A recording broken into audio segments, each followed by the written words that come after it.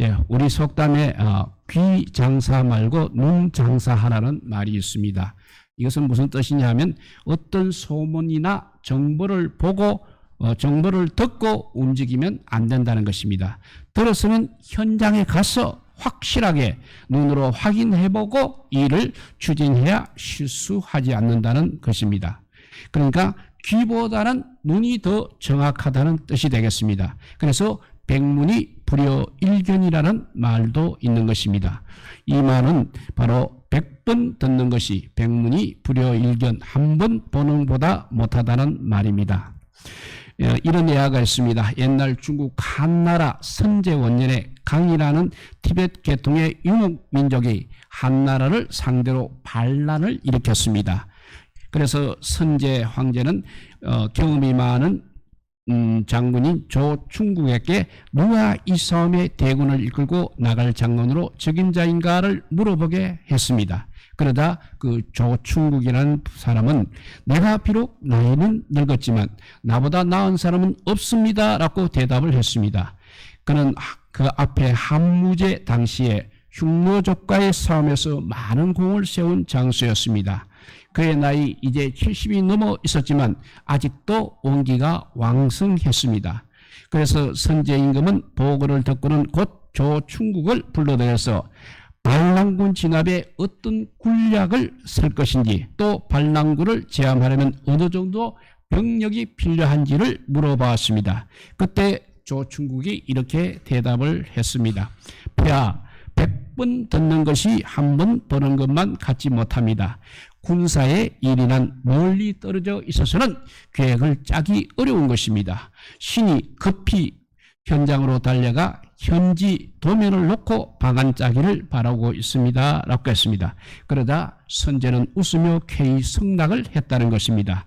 그래서 조충국은 그 현장으로 달려가서 현지 답사로서 정세를 파악한 다음 둔전책이라는 책략을 세웠습니다. 보병 약 10,000명을 각지에 배치시켜 농사일을 해가면서 군무에 종사하게 했던 것입니다. 그리고 자신도 그곳에 1년을 함께 있으면서 마침내 반란군을 진압하게 되었다는 이야기입니다. 그리고 우리가 자주 사용하는 이 백문이 불여일견이라는 말은 바로 여기에서 유래된 말입니다.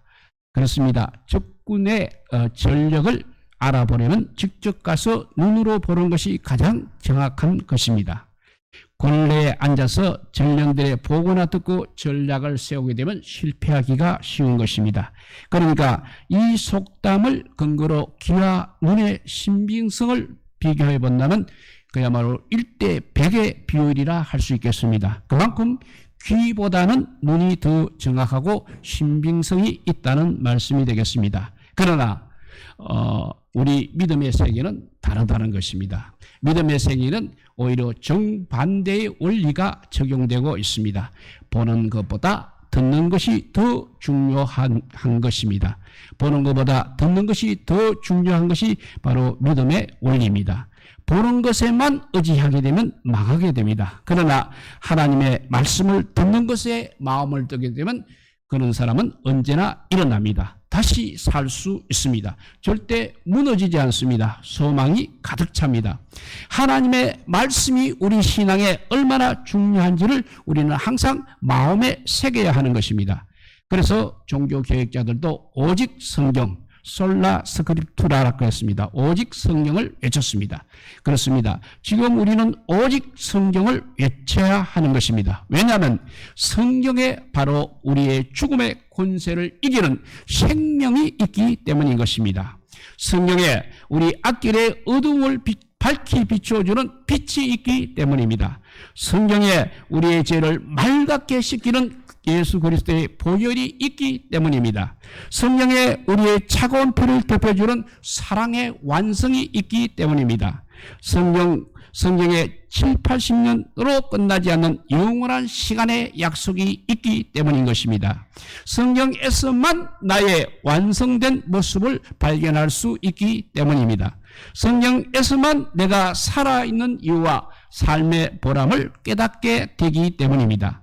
성령에 하나님의 능력이 담겨 있기 때문입니다. 성경에 내 배에서 끝없이 솟아나는 생명수의 원천이 있기 때문입니다. 성령은 지금도 살아 움직입니다. 우리의 혼과 영과 및 관절과 골수를 찔러 쪼개며 마음의 생각과 뜻을 감찰하기 때문입니다. 오늘 이 시간에 성령이 우리에게 이르시는 말씀에 귀를 기울여야 하는 것입니다. 그래서 성경에서는 항상 우리에게 들으라고 말씀하고 계십니다. 구약의 호세아 선지자는 진실도 없고 인애도 없고 하나님을 아는 지식도 없고 오직 저주와 속임과 살인과 투철과 간음으로 피가 피를 뒤이는 삶을 살고 있던 이스라엘 백성들에게 호세아서 4장 1절에 이스라엘 자손들아 여호와의 말씀을 들으라고 외쳤습니다. 호세아뿐만이 아닙니다. 에스겔, 아모스, 에레미야를 비롯한 모든 구약의 선지자들이 패망으로 치닫고 있던 이스라엘에게 한결같이 외친 소리가 바로 여호와의 말씀을 들으라는 말씀이었습니다. 예수님의 제자 요한은 밤모섬에 유배되었을 때 아시아 7교회에 대해 하나님의 계시를 받게 됩니다. 그 계시의 내용은 위로와 경계, 칭찬과 책망, 격려와 훈계 등 각각 교회마다 그 내용이 다 다릅니다. 그러나 그 계시를 다 전한 후에 요한이 끝맺는 말은 늘 같았습니다. 일곱 번째 교회 모두 일곱 교회 모두 귀 있는 자는 성령이 교회들에게 하시는 말씀을 들을지어다 라는 말로 끝나고 있습니다. 단 한 번의 예외도 없었습니다.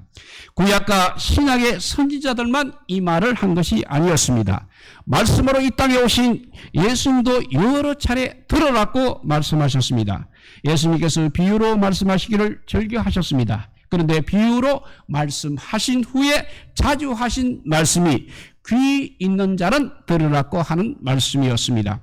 그 하늘로 우리가 잘 알고 있는 씨 뿌리는 비유를 말씀하신 후에도 예수님께서 마태복음 13장 9절에 귀 있는 자는 들으라고 말씀하셨습니다.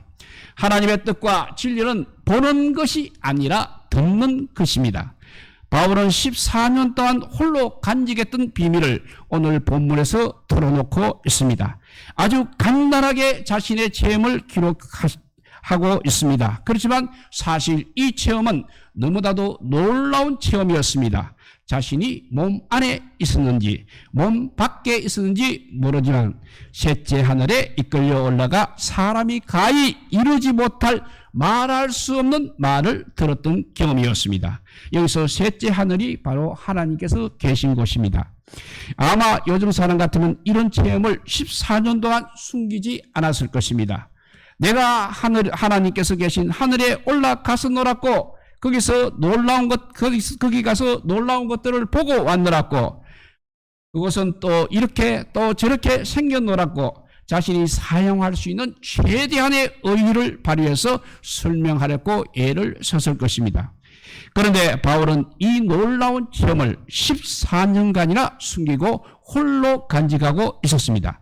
그리고 그나마 꼭 필요해서 말해야 할 상황이 되어서 그 체험을 이렇게 끄집어내면서도 그리 장황하게 말하지 않았습니다.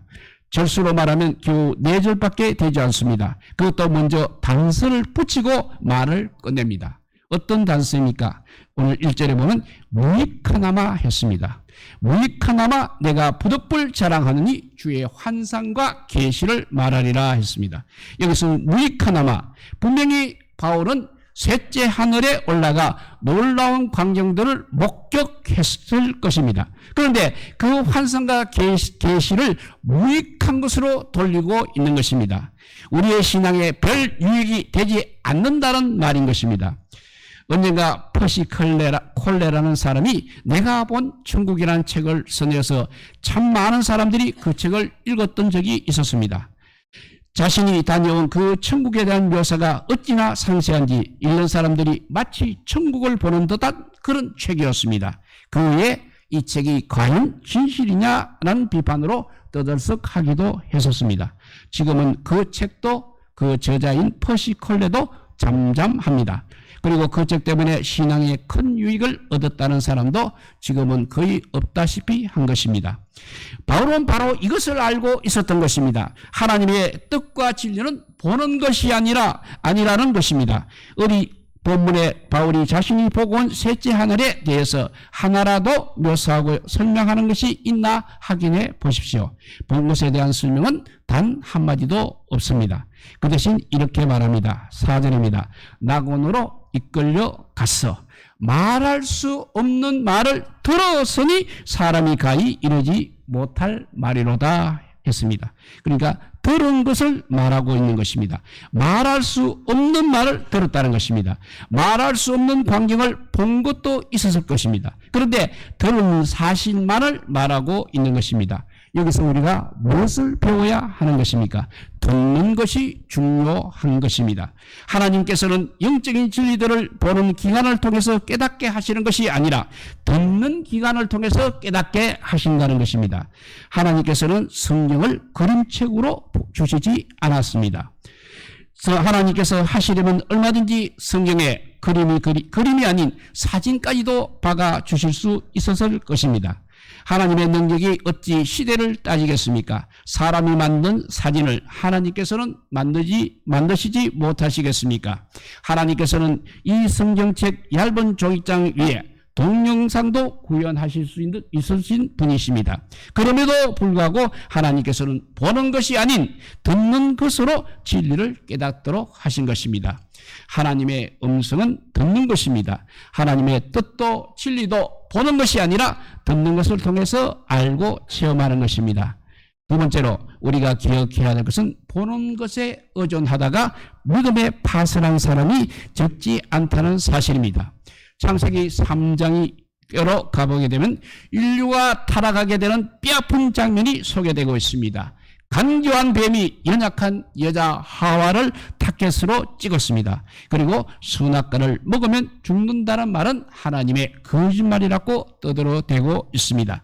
선악과를 먹어도 죽지 않을 뿐만 아니라 오히려 하나님과 같이 눈이 밝아진다고 유혹을 합니다. 여기까지였다면 하와는 뱀의 유혹을 그나마 이겨내었을 수 있었을 것입니다. 그런데 그 다음 장면에서 하와는 눈을 들어 그 나무를 쳐다보게 되는 것입니다. 여자가 그 나무를 본 적 먹음직도 하고 보암직도 하고 지혜롭게 할 만큼 탐스럽기도 한 나무인지라 했습니다. 보았더니 그만 마음을 빼앗겨 버린 것입니다. 이렇게 사람이라는 것은 보는 것에 약한 것입니다. 보는 것은 우리를 현혹하게 합니다. 듣는 것에서 유혹을 받는 일은 그리 흔하지 않습니다. 아무리 마음을 뒤흔드는 말도 한 번쯤은 그래도 생각해 보게 되는 것입니다. 그러나 눈으로 보는 것은 다분히 감각적이고 사람을 적극적으로 만드는 것입니다. 그것이 마음에 드는 것이라면 정신을 차릴 수 없게 만드는 것입니다. 그래서 시각은 바로 현혹인 것입니다. 우리가 이 세상을 살면서 어둠의 세력을 이기려면 보는 것도 귀로 볼 수 있어야 하는 것입니다. 보는 것을 어떻게 우리가 귀로 볼 수 있는 것입니까? 귀로 볼 수 있다는 것입니다. 눈에 보이는 사항이 우리의 머릿속에 접수될 때 보는 대로 판단하여 정리하는 것이 아니라 그것을 보는 동시에 나에게 말씀하시는 하나님의 음성에 귀를 기울이는 것입니다. 이것이 아주 중요합니다. 눈에 보이는 것이 사실이 아닙니다. 진실도 아닙니다. 진리도 아닙니다. 귀에 들리는 것이 바로 진리요 진실이요 사실인 것입니다. 귀로 들리는 것이 바로 진리요 진실이요 사실입니다. 눈에 보이는 것이 우리를 세워지지 못합니다. 우리 귀에 들리는 우리 하나님의 음성만이 우리를 세워주시는 것입니다. 세 번째, 보기를 원하는 신앙이 이제는 듣는 신앙이 되어야 하겠습니다. 우리는 늘 보기를 원하고 있습니다. 보았으면 하게 됩니다. 보는 것이 왜냐하면 확실하다고 생각하기 때문입니다. 그렇습니다. 보는 것이 확실합니다. 그러나 믿음의 세계에서는 하나님의 세계에서는 그 반대라는 사실입니다. 듣는 것이 오히려 확실하다는 것입니다. 그럼에도 우리는 늘 하나님께 확실하게 보여달라고 요구할 때가 너무나 많습니다. 예수님께서는 예수님의 부활을 의심하고 믿지 못하는 도마에게 나타나셔서 이렇게 말씀하십니다. 요한복음 20장 27절과 27절을 보면 너의 손가락을 이리 내밀어 내 손을 보고 너의 손을 내밀어 내 옆구리에 넣어보라. 그리고 믿음 없는 자가 되지 말고 믿는 자가 되라. 너는 나를 본 거로 믿느냐? 보지 못하고 믿는 자들은 복되도다 라고 했습니다. 하나님께서는 왜 보는 채널보다 듣는 채널을 택하신 것입니까? 우리의 눈은 다분히 감각적이고 즉흥적이기 때문인 것입니다. 요즘의 문화는 듣는 문화가 아니라 보는 문화입니다. 라디오 시대가 아니라 텔레비전 시대입니다. 그런데 그 결과가 무엇입니까? 사람들은 점점 더 자극적이고 충동적인 것을 찾아 헤매기 시작했습니다. 자기 마음에 드는 것이라면 어떤 수단과 방법을 동원해서라도 손에 쥐고 싶어하는 것입니다. 그러나 내 마음에 들지 않는 것이면 우정이고 정이고 간에 뒤도 돌아보지 않고 저버리고 마는 것입니다. 우리가 확실히 해야 할 것이 있습니다. 우리의 믿음만이라도 이제는 보는 신앙에서 듣는 신앙으로 바꾸어 주시기를 구해야 합니다. 눈에 보이는 결과나 이적보다도 하나님 말씀 자체를 더 사랑해야 하는 것입니다. 믿음의 법칙은 들리면 보이는 것이지 본 다음에 듣는 것이 아닙니다. 들리면 보이는 것이지 본 다음에 듣는 것이 아닙니다. 하나님을 사모한다면 그 하나님의 음성 듣기를 절개하시기 바랍니다. 이런 예화가 있습니다. 포트레이 왕조 최후의 이집트 여왕이었던 클레오파트라, 이 여왕이 시저가 죽은 후에 그의 부하였던 안티니우스와의 사랑에 빠지게 됩니다. 그런데 안티니우스가 시저의 양아들이면서 안티니우스의 정적인 옥타비아누스와 싸워 패배했을 때입니다. 클레오파트라는 자기 시종 알렉서스를 이제 안티니우스에게 보냅니다. 그리고 그가 돌아왔을 때 클레오파트라는 이렇게 말합니다. 알렉서스, 너는 나의 용감한 안토니우스에게 다녀온 동에 그분의 빛으로 다소 빛나 보이는구나 했습니다. 그러니까 알렉서스가 여왕폐하 그러는 마지막으로 이 진주에 여러 차례나 키스를 해 주었습니다. 그리고 그분께서 하신 부분은 이 가슴에 못이 박혀 있습니다. 그러자 클레오파트라는 이렇게 말합니다.